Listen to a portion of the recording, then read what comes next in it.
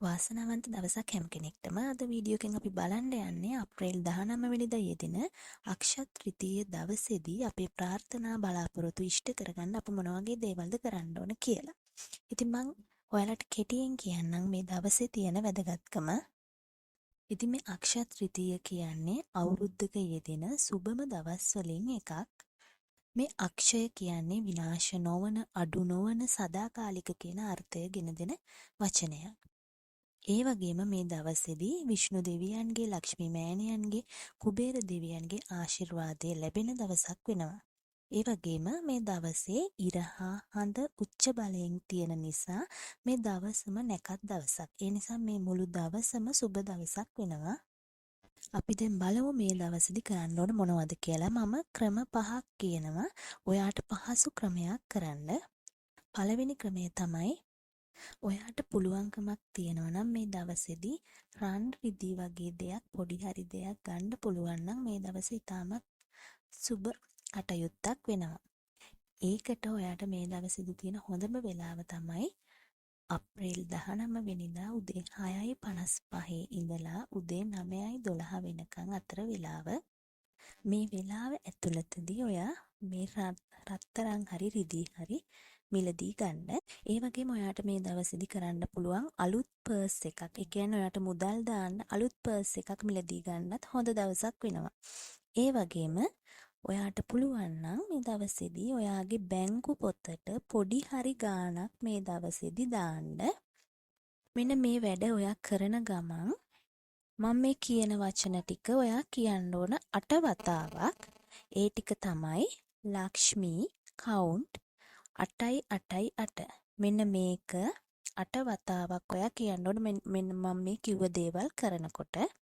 ඕක තමයි පළවෙනි ක්‍රමය වෙන්නේ. දෙවෙනි ක්‍රමය ඔයාට මේකට ඕන වෙනවා වීදුරු භාජනයක්, හාල් ටිකක් වගේම කාසි 9ක් ඕන වෙනවා. මේ ඕනම වර්ගයක කාසි ගන්න කාසි 9ක්. ඒ වගේම කහ කුඩු ටිකක් ඕන වෙනවා. ඔයා කරන්න ඕන අප්‍රේල් 19 වෙනිදා උදේ 6:55ට වීදුරු භාජනය අරගෙන ඒකට අර මම ගන්න කිව්ව හාල් ටික දාන්න. ඊට පස්සේ කහ කුඩු ටික දාන්න. ඊට පස්සේ අර මම ගන්න කිව්ව කාසි 9 අතට අරගෙන ඒ කාසි අර භාජනයට දාන ගමන් කවුන්ට් 5යි 2යි 0යි 7යි 4යි 1යි 8 කියන මෙන්න මේ ස්විච් කෝඩ් එක 9 වතාවක් කියන්න. ඊට පස්සේ මේ භාජනය ඔයාගේ සල්ලි තියෙන අල්මාරියේ හරි එහෙම නැත්නම් ඔයා දෙවියන් වඳින පූජාසනේ හරි තියන්න. මේ භාජනය ඔයා මේ අවුරුද්ද පුරාවටම එතන තියන්න. මේ විදිහට තිබ්බහම ඔයාට ධනයෙන් කිසිම අඩුවක් වෙන්නේ නැහැ කියලා කියනවා. ඕක තමයි දෙවෙනි ක්‍රමය වෙන්නේ. තුන්වෙනි ක්‍රමය තමයි අප්‍රේල් 19 වෙනිදා උදේ 11:11ට මම මේ කියන ස්විච් වර්ඩ් එකයි ස්විච් කෝඩ් එකයි 108 වතාවක් කියන්න ඕන.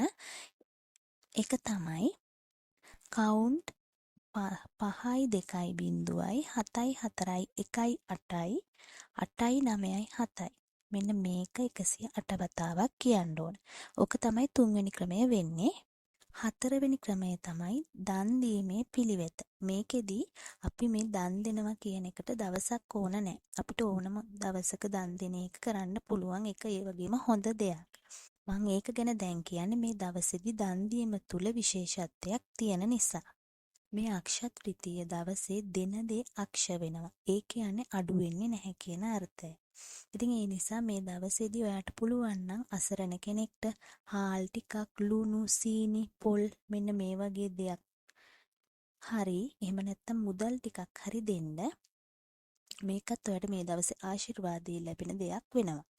ඊළඟට පස්වෙනි දේ තමයි අප්‍රේල් 19 වෙනිදා රෑ 9:09ට විනාඩි 9ක් ඔයා මම මේ රූපේ දාලා තියෙන මුද්‍රාවෙන් ඔයාගේ අත තියා ගන්න ඕන. මේකට කියන්නේ කුබේර මුද්‍රාව කියලා.